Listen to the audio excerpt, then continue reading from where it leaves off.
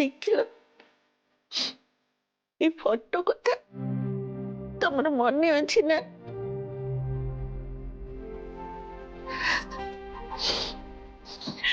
ଏ photo ଆମେ ଗୋଟେ picnic ସମୟରେ ଉଠେଇଥିଲେ। ସେତେବେଳକୁ ଭାଗ୍ୟକୁ କେବଳ 2 ବର୍ଷ ହେଇଥିଲା।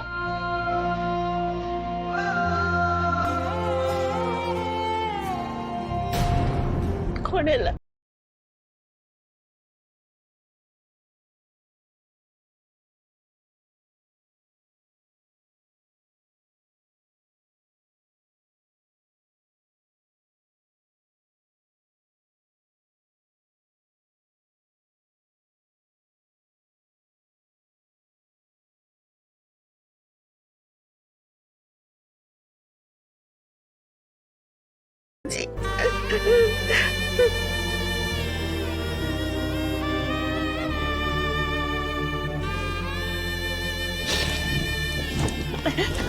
ସେଦିନ ଭାଗ୍ୟ ତା ସାଙ୍ଗ ମାନଙ୍କ ସାଙ୍ଗରେ ଖେଳୁଥିଲା।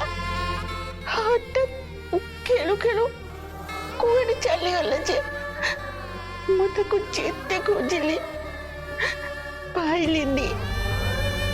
ତାପରେ ତାପରେ ମୁଁ କାନ୍ଦି କାନ୍ଦି ତମ ପାଖକୁ ଆସିଥିଲି ଆଉ ତମକୁ କହିଥିଲି ଯେ ଆମ ଭାଗ୍ୟ ହଜି ଯାଇଛି ବୋଲି।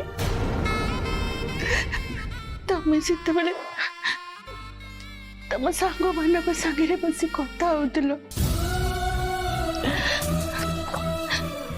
ତମର ଏସବୁ କଥା ମନେ ଅଛି ନା ନାହିଁ? ଜାଣିଛ ନା ଆଜି ପୁଣି ଥରେ ଆମ ଭାଗ୍ୟ ହଜି ଯାଇଛି।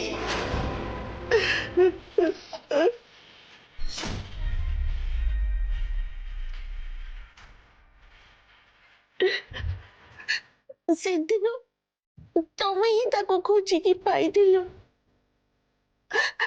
ଦେଖ ଆଜି ବି ତମେ ତାକୁ ଖୋଜି ଆଣ ପ୍ଲିଜ।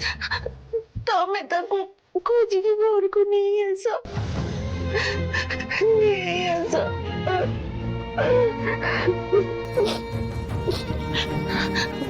ଦେଖ ମୁଁ ସବୁ କିଛି ସମ୍ଭାଳି ପାରୁନି।